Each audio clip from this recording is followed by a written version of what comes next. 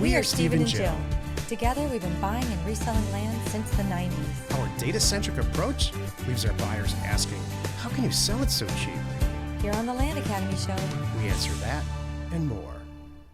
I'm Stephen Jack Butala. And I'm Jill DeWitt, and this is the Land Academy Show. This is episode number 1956, and today we are talking about changing to $1 million a year mindset in just 8 short weeks.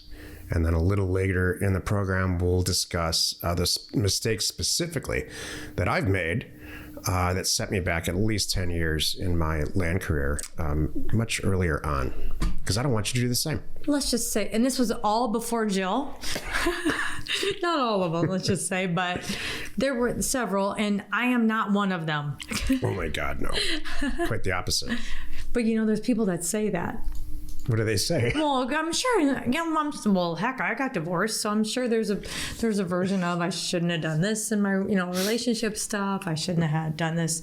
Family things that could affect your well-being and all of that. Those are normal, and your business. Natural, healthy, life things that I'm not going to talk about today. I thank you. I'm going to talk about the stupid stuff I personally did to set myself back 10 years. I'm sorry. But you know what? You're catching up. You're doing just fine now. Yeah, it's good now. Yeah. Each week on the show, we answer questions from the Land Academy member Discord forum, review land acquisitions from our weekly member webinars, and take a deep dive into 2 land-related topics like I just talked about just a second ago by popular request. If you want a sneak peek of our Discord forum, go to landacademy.com. It's free. Okay. Oh, and by the way, if you would like us to answer your question or you would like help getting involved with our community, all you've got to do is text us at 480-530-7383. We read all the texts and your question just might be answered here on the next podcast. All right, here we go. Here's a question from there now. Stephen wrote, "Howdy y'all. How do you price higher acreage parcels in areas that might not have like-kind comps? For example, if zip code listings, and you're in zip code listings, got it, and you go back to last 12 months for the sold only parcels, and there's only 12 and up to 12 acres. Okay, I can't even read this. Let me try it again. For example, if a zip code listings and the last 12 months sold only has parcels up to 12 acres, but there are properties in your mailer that are 100 acres, how do you test for reason in this case? I guess he's saying if I go back 12 months, I'm in the zip code and it stops at 12 acres. What do I do? Because I'm going to mail for 100 acres. Excuse me while I just have a little moment to work through that for myself. Look, the fact is, if you've ever been involved in any type of data analysis, forget about land, but just data analysis in general, it's imperative if you want to come out with a predictable outcome to have enough data. Sure. If you have a too small data set, your data set's too small, it's very, very difficult, if not impossible, to predict the outcome. So that's one of the, I'm going to call it a challenge, but I really think in the bitter end, it's an asset to being in this business because your intuition has to kick in. Mm-hmm. You have to transfer your mental state from predictable outcomes based on data, which is where my comfort spot is, to artistic impression. And that's a hard jump for most people that are on my side of the business. Not so much the Jill side, but the Jack side. And so pricing a mailer without enough data, first of all, it's not, if you go through the entire program, Land Academy 3.0, I'm not going to recommend that you do that early on in your career. If you're at the point and play with an area like this, is that what you mean? If you're at the point in your career, like let's say Jill and I are, or a lot of the people that are in our career path curriculum where they've done a lot of deals, we actually have a short part of one module on what and how to deal with lack of data. Thank you. And so, but if you're new, I want you to follow the steps in the Land Academy 3.0 program because it's going to get you to a predictable outcome of buying and selling land for a lot of money. So it's very hard, if not impossible, without a lot of experience, to deal with the data set that only goes up to 12 acres. And when you want to buy 100-acre properties, to directly answer your question, vice versa. You don't want to look at a lot of ranch type properties, let's say in Alaska or Texas, that are real large acreage, and then send a mailer out in the same areas for smaller properties, because you're not going to get the pricing right. So what I want you to do, Stephen, is follow the program. And for the rest of you who have done 50, 100, 150 deals, please ask another question, and I'll I'll answer the question. It's very tough. You have to go to alternative sources of data, like houses and things like that, to back into what the property or other sources. How you should price it. Yeah, I have other sources for data too. Yep, exactly. So there you go. You have to get creative. You know what? I mean, let's just pause for just a second. That's one of the things that I want everyone to do before the mail goes out. These are some of the things that you think about. Do I have enough data to work with? Is it going to help me? Can I figure out pricing? How responsive is the county? Can I quickly pull up my mapping tools and everything cooperating?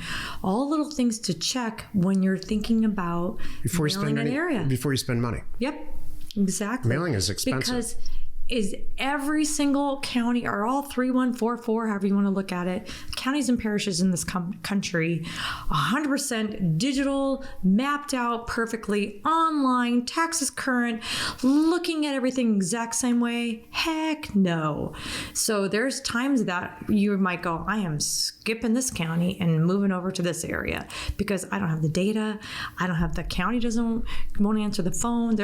I know I won't be able to get anything done. So move on, or at least, and then maybe come back to it should you want to another time. Well, that's what you should do. To directly, Jill's exactly right. I would bag where you thought you said we're going to send mail. Pick another. You don't have enough data. Yeah.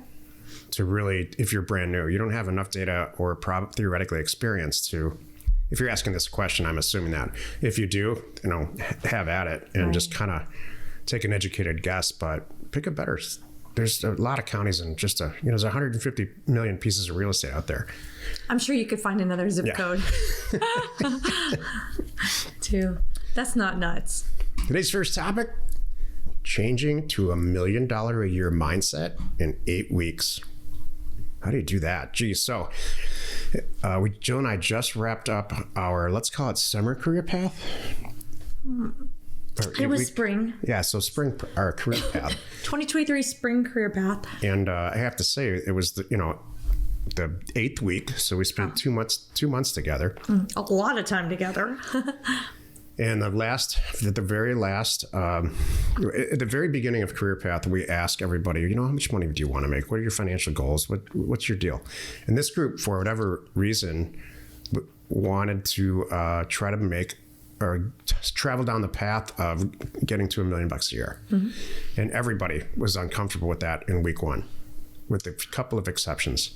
And at the end, everybody was like, oh, it's very, very clear to me how we're going to make $1 million a year, both mentally and where I'm going to get the money, all the less down to the last detail, where I'm going to send mail, how much mail I have to send out, how much time I have to spend on pricing. Do I need Land Academy Pro? Do I need, what do I need to actually? There were no real questions, in my opinion, unaddressed. And that's what it took for this group, or really any group, or any person that wants to do this. It takes 8 weeks of being exposed to people that are like-minded and want to have the same goals, and are hanging out with people who've already done it many, many times, year after year. I like to think it's pretty fast. So when I was thinking about this today, I was thinking like, wow, look how far we've come. As a group, this group is like, there were many in our group, not many, there were a couple in our group doing very, very well, selling property on terms for $200 to $400 a month, right? And that was their sweet spot. For years. Right. And they're doing great, but they're like, I'm getting worn out. I'm like, I hear ya, kind of thing. So, and then even transitioning from that mindset, to, buying for this, selling for that. We had other people in there that were like comfortable with buying for 10,000, selling for 25, sure, or buy for 2,000, sell for 8,000, sure. They're really comfortable with that. And I'm like, we need to change that. We really do. And I know on week one, everybody's like, what? Are you flipping kidding me? No. Oh, you want me to think about how many checks? And then, so here we are, fast forward, like Jack said, it all unfolds. We lay out the roadmap and spell it all out in great detail, with the tools and mentally prepared and how you need to do things differently to find those, how to accomplish those deals. I mean, that's career path. And so at the end, I just love it. It made me so happy. That's what, for me, fostered this topic today was when, dear Stephanie said, all right, I'm thinking about writing an $800,000 check. Would you guys do this deal? We're like, wow, look how far we've come. And it was a great deal. Yeah. So it's like we went from $8,000 to $800,000 in 8 weeks. It rolled right off her tongue. She's like, all right, if you guys say it's good, then I'm going to do the deal. I'm like, okay, hold on. But I almost was saying, I don't want to, ever hold anybody back, but I'm like, let's just do a little extra due diligence on the $800,000 one. But it was perfect. It was good. So it's amazing. People all the time have said to me, add a zero. I'm like, yeah, add a zero. That 8,000, I want you to think 80,000. I want you to be, instead of selling for 8, I want you to sell for 80. Think about what that looks like. Do you need career path for this? No. You don't. You need, do you need land academy member for this? No, not necessarily. But maybe. All those things are a very solid insurance policy that there's a much higher likelihood that it's going to happen. True. That's all. Jill and I are not here selling anything. No, that's the whole point, is that it can happen. I love that. It's possible. So wherever you are, whatever deals that you're doing, if you're involved in a group or not involved in a group, you can do it. It can be a faster transition than you think it is. That's it. Yeah. People think that you have to go from, all right, this year, I'm going to focus on buying for 10,000, selling for 15 to 20,000. That's going to be 2023. Then in 2024, I'm going to try to double that. And I'm here to tell you, you don't have to do that. You can cut to the chase. You can go from 0 to these deals out of the gate. If you get the right education and you have the right mindset, that's right in the title here. You have to. It starts with a mindset and then a real core visceral desire to learn how to do this the correct way and execute on it. The other thing I was thinking about today is staying focused. That is important here as well. I had a former member reach out to me saying, hi, just recently, just want to connect with you guys. I love the podcast. I moved on to he's in mobile modular homes, and he has this opportunity, quote unquote, that he would love to shift a bunch to me. And I'm like, here's my response. I very nicely said, I'm so happy to hear from you and glad you're doing well. You know us, and we are really good at picking a solid acquisition criteria and sticking with it. I said, this is not one avenue I'm going to go down right now. I wish you all the best. And there you go. So that's important too, is remember my little thing I used to say, there's nothing stopping you right now from waking up tomorrow, putting on a hat that says investor and saying, I am a land investor effective today, now. All a mindset. I don't have to have a deal under my belt, 10 deals, 100 deals under my belt to prove myself, or, something hanging on the wall behind me. You can wake up and say that. So you can wake up and say, you know what? Effective today, effective right now, I am not getting out of, I'm not going to entertain anything that doesn't yield me this much profit, period. Whether it's $20,000 or $100,000, I don't care what it is. There's nothing stopping you from just flipping that switch. For most of us too, Jill and I included, $1 million a year is just a stepping stone. Yeah. It happened to be a milestone for this specific group. I guess this was career path number 6, I think. So we had different numbers throughout all the years of doing career path. And the next time we do one, which is later this year, I'm sure that it'll be a different number. But for this year, it was $1 million a year. Or for this session, it was $1 million a year. Right. You know, Jill and I make a lot more than that, but you know, there were a slew of years where we made less than $1 million, a slew of them in my case. And then, you know, we'll talk about that in a few minutes. You just have to improve over last month and improve over last year and bite it out in little chunks. But the attitude and the mindset, that's what leads the whole thing for me. Let's take a look at one of our favorite land acquisitions from our weekly Thursday member webinar. Indiana, Ripley County, long one, $35,392.84 is our accepted offer price. I love your county choice here. This one? Yeah, Ripley. Okay, cool. One broker said $100,000. Another one said $85,000. Very, very conservatively, in quotes. Would target like $93,000. I like this, buying for $35,000. We're hitting them out of the park today. 14 acres, legal and physical access around a public road. Everybody's alive. It's owned by 3 siblings. All are available, but one's, but there's always one that's in Mexico. there's always one. Why do parents do this? Drunk in Mexico somewhere. Jeez. No, one is said to be a little more hesitant than the other two. Oh, The other two believe they will convince the third one if we move forward. There's a creek. It's like, come on, dude, you get 10 grand. Look at this. That's gorgeous. Water feature. Probably it's Access. got to be agricultural. I hope that's not a slope where things run down them, but maybe it is. There's a creek right by the flat area, building site. Drunk in Indianapolis. That's Sounds like a sitcom. This is great. To have fish from time to time. The rest of the site is said to be good hunting ground. All right. I dig it. All day. Subject to have it's subject to a timber harvesting agreement. I have received a copy of the contract allowing a local timber company to harvest exactly 64 specific trees. They're marked on the property between now and January 5th, 2024. Their current owners were paid $8,000 as part of the agreement. Continued here. Does the fact that this agreement is in place constitute a deal breaker or major obstacle? Nope. No. The property itself does slope down somewhat. Yep. But there's a sizable flat area at the bottom. Yep. It's right for building, electricity at the street, and water said to be available. We'll confirm if this goes forward. What's not to like? I agree. I love it. I can count more than 64 trees. Yeah. So I'm good with that. Actually, they're clearing it for you. Mm-hmm. It passes the adjacent test, the attribute test, the alive test, almost 2 out of 3. Would you mind seeing just if we have numbers on that house out of curiosity? My adjacent, I want to know. Well, it's got this piece of dirt. Wow, Though. he's got 100 acres. See if the names are the same. Gee, no, Doesn't that make you jealous? totally. Someone lives in a cool little house on 100 acres in southeastern Indiana. Exactly. Why do we do this to ourselves? I don't know. I want to live there. So do I. And they looks like they walk across the street to the lake, and they have a creek going through it. And that must be mom's house in the back there. That's where mom is. Mhm.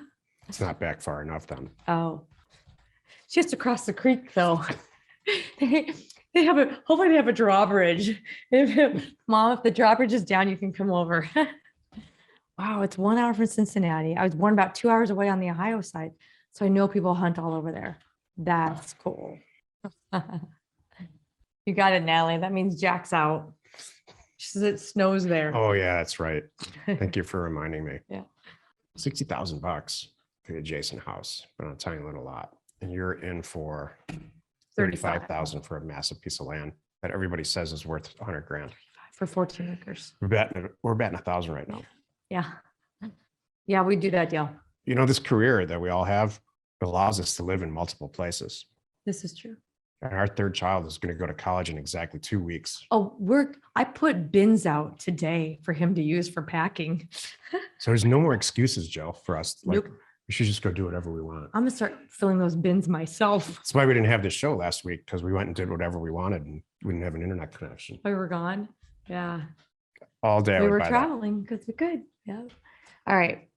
Hey, Jill and I just completed our career path number 6 with great results. In fact, we haven't even had time to process the video, the thank yous that we received from that group. So if you want to get started in buying and selling land, go to landacademy.com, download the free ebook, see if it makes sense to you.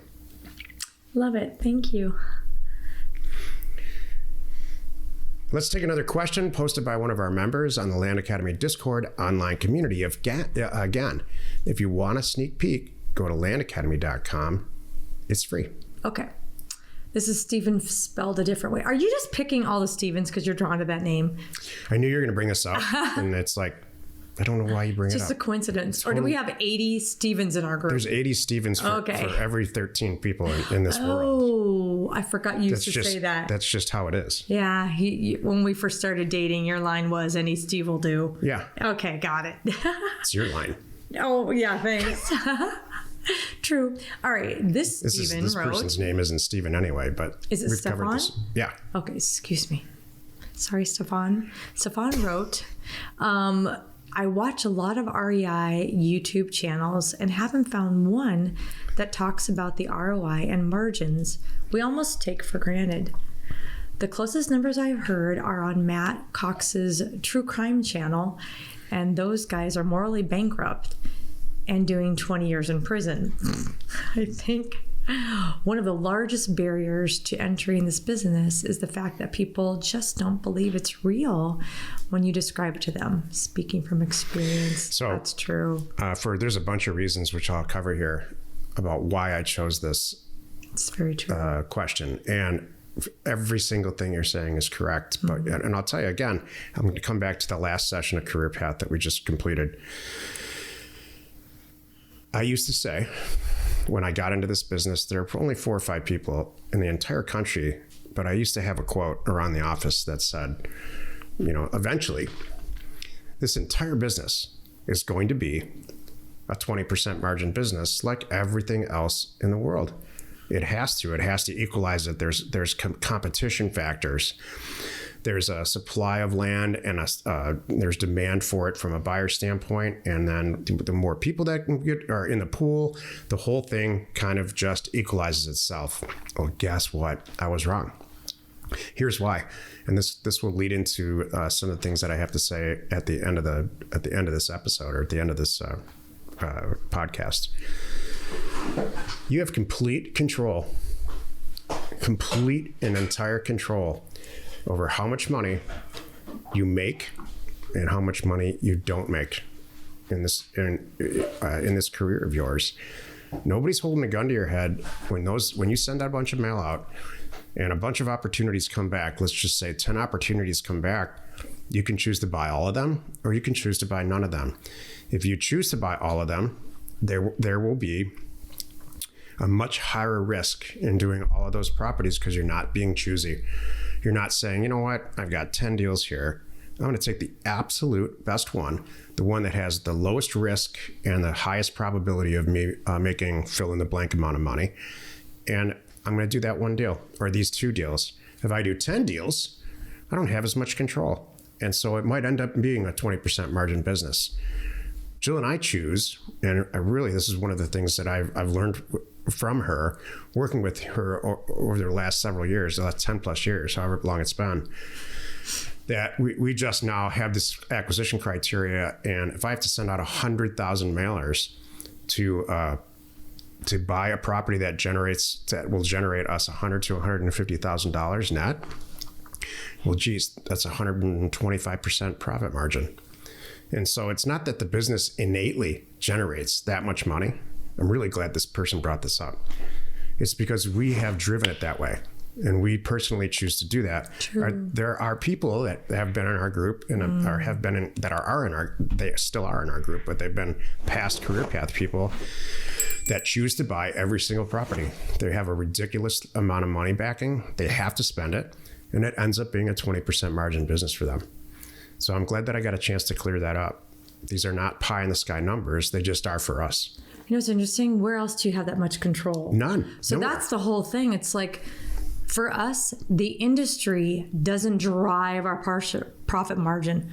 We drive our profit margin. That's right. I'm not going to do the deal unless it yields X. That's correct. Whatever, solve for X.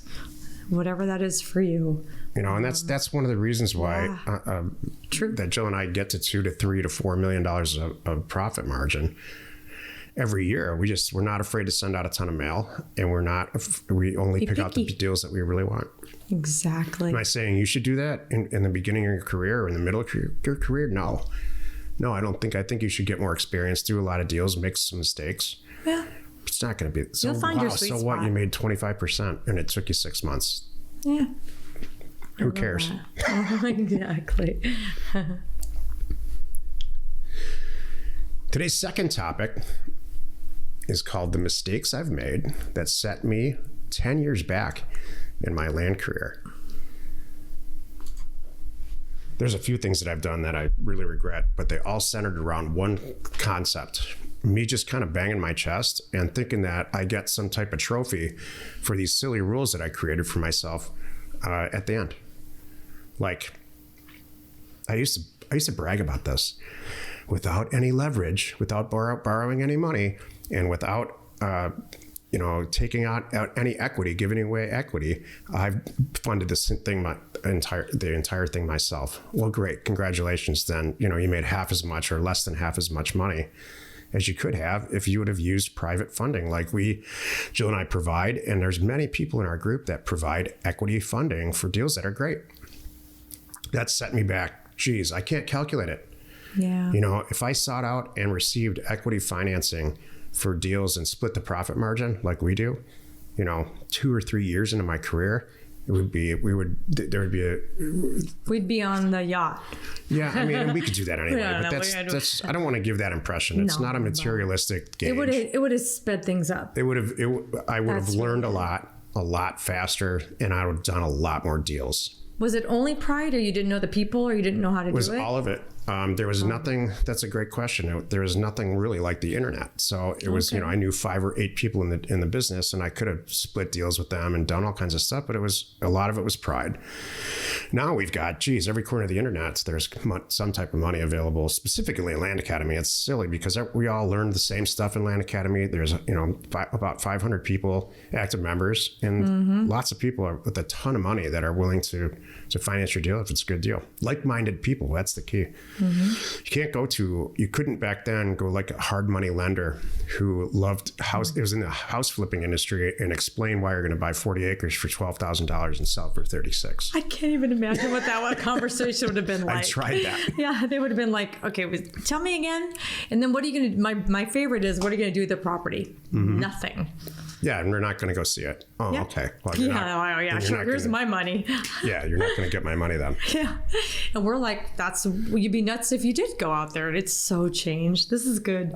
Yeah, that's funny. Can you give us another example? Sure. So anytime there's a single point of failure in anything that you're doing, which is actually the definition of marriage when you really think about it, but anytime there's a single point of failure in anything that you're doing, you have to really ask yourself a lot of questions before you make that commitment, or before you, and specifically, all kidding aside, engage in whatever business practice you're doing, so that you're not mitigating any risk. You're engaging in something that's now really risky. Do you want to have all your eggs in one basket or 3 baskets? You want 3 baskets. And you want different shipping times, and you want to mitigate all of that risk. So there's been several times, specifically with sales chains, because I don't like the sales part of this business. I love the acquisitions part, that where I've painted myself into a corner, and then I couldn't get out because I only could sell the property. I prepped my whole career that way through one venue. And it was for years of my life, it was through eBay. There were broker networks that I utilized that didn't work. They work sometimes, but not all the time. And so you want to avoid a single point of failure. I would like to circle back around to the marriage, and what would have been the exit strategy that you would suggest? There's no exit strategy in marriage. Thank you. I'm like, oh, no, but I want to talk about that for just a second. So, the funding part, that's very humble of you to share these, by the way. And then the eBay, that was the main one. That was huge. And what's great about that is, boy, did you recover. We have a sweet couple of friends of ours, John and Jillian, and John years ago would walk up, and I remember him walking up and telling you, best comeback ever. he watched the comeback. Didn't know you before that. Didn't know you up here. Knew you down here. Yeah. And then watched you get past the old high. And it was really, really nice and sweet, and for him to say that. And how many people can't do that? Some people, this stuff happens. Things that they make mistakes and they see them as career ending. Yeah. And they don't recover. Yep. They don't have the energy nor the ideas to solve it and turn it all around and make it better. And then here's the best thing that you did. Now you built in, 6 different exit strategies, if you will, or something, contingency plans, should it start to falter. And you're watching for it and monitoring. I think that's, for me, for a lot of people, that's why they're here and listening and watching, because, well, believe me, we have way more mistakes that we're still going to make. And we're going to help you. There's probably mistakes we're making right now. And 2 years from now, we're going to talk about it. So that's a perfect segue into my final and I think most important point. You have to roll with the changes. Yeah. And so rolling with the changes early on in my career, a lot of this is just young man stuff. Young men are not the brightest people in the world, regardless of where you went to school or how it all played out. You have to roll with the changes. So when I was younger, I was raised in a manufacturing environment and had the mindset, I had the mindset that you put one thing together, you do it right, you do it the same way, and you do it over and over and over again until you sell it or until it's over. And that's the craziest thing I've ever heard. Thinking back, if I could go back and talk to myself, I would say that's just insane. Because what Jill just said, 2 weeks from now, we're going to do something different. We're going to find a different data source. We're going to find maybe get a better employee or a different employee that sees things differently and says, hey, I used to do it this way over here. And if you don't listen to that, and you don't roll with that, then you're not going to grow. Maybe even how we look for markets and find trends and things like that. There's going to be something new. The greatest example of that is surrounding yourself with people who have already done really well. Yeah. I didn't do that. I was, I thought I was too good for that back then. It was the silliest thing ever. The fastest way to become successful is to hang out with successful people. That's very true. And realize what the effect of it. I'll tell you, I'll spoil it for you. The effect of that is you're going to hang out with some incredibly successful people and you're going to say, wow, there's nothing special about that guy. He can do it. I can do it. That's it. In fact, he's worse at math than I am. Yep. And who dresses that guy? Yep. And all of that. And so that just speeds everything up. And you just need to have a healthy self-concept, which took me a long time. Healthy self-concept to really learn and move forward and hit your goals. You've come a long way, baby. Yeah. Have you ever had a moment like that, Joe? No. You've just been perfect since birth. Oh gosh, I've had many moments, but this is not my show. I don't want to steal from your thunder. Yeah, go ahead. Do you have any examples? Oh my gosh. I have a great one. You want I'll give you my one big example of something that I did that set me back more than 10 years in my land. I'll tell you, it set me back 17 years in my land career, which is staying in a stupid W-2 job, drinking the Kool-Aid, thinking I worked up to this seniority and max pay, and I got the vacations and the holidays that I wanted. What a crock. I should have left. I can't believe I stayed there for 17 years. Well, we're good now. Yes, we are. So that's mine. There you go. Let's take a look at another one of our favorite land acquisitions from the weekly Thursday member webinar. Would you steal Fayette County, Tennessee? Accepted offer price 6,500. Thinks we could sell it for 20. 1.5 acres. We have access. 1 acre across the lake, is listed at 26. There is an HOA on the lake. The lake dries up occasionally. I swear we looked at this one time. I know. I'm not a fan of HOA. I swear we did. Not for us, but on the call here. Depends on how expensive it is. You know what? It's not as barren, that sub. It's $6,000 left. I know. I'd buy this.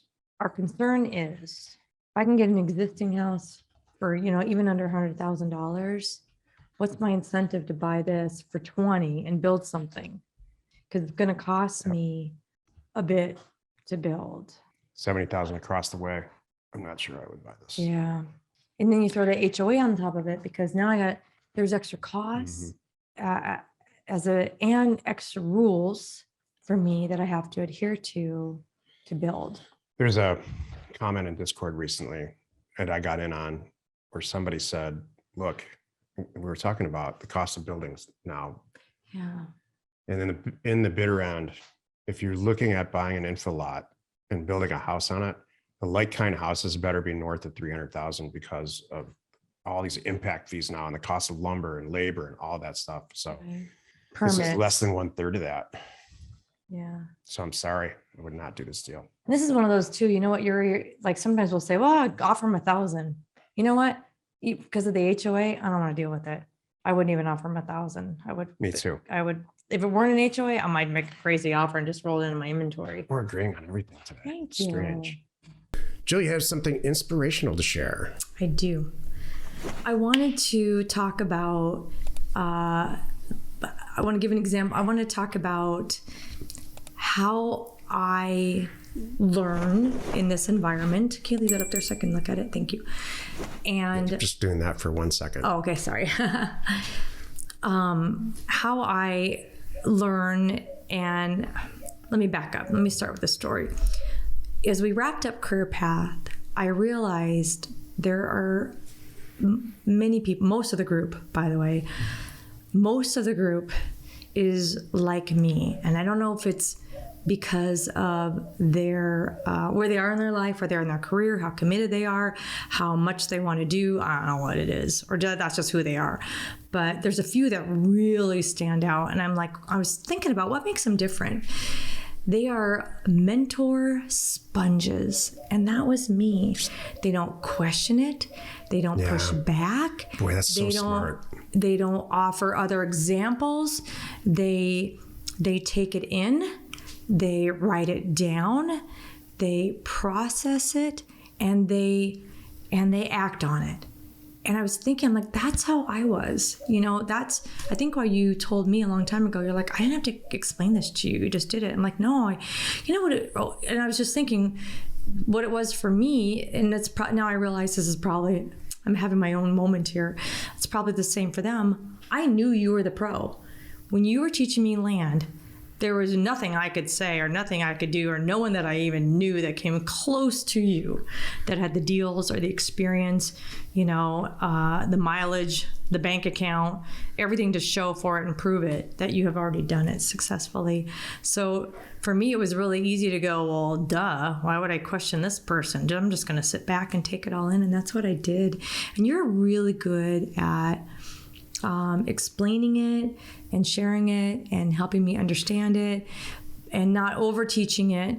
You're really good too about go off and figure that out, which in my gut, I'm like, can you just give me the stupid shortcut? And you're like, nope, you're going to have to learn it yourself.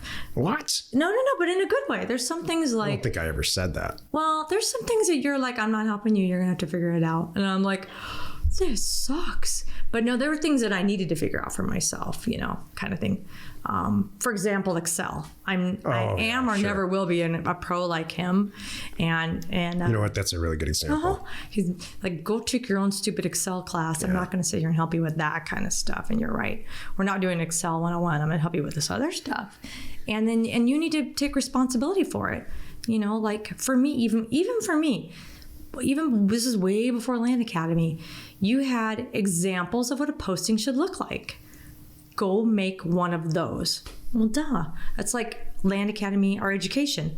Go do this. There are pictures and examples. It's up to you to watch it and follow it. So anyway, that was me. And I spotted some really amazing mentor sponges. I just came up with that phrase now.